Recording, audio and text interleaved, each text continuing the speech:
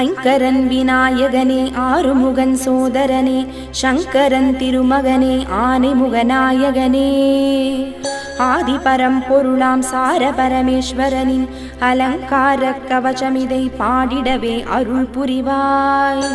செல்வம் செழித்திடவே ஜகமெல்லாம் புகழ் பெறவே வல்வினை நீக்கினல் வாழ்வினை நீ அளிப்பாய்.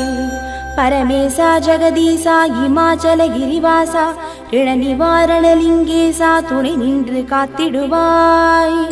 கடன் தீரவுடனிருந்து காத்திடும் கடவுளப்பா, கண் கண்ட தெய்வமே உடனருளும் இறைவனப்பா.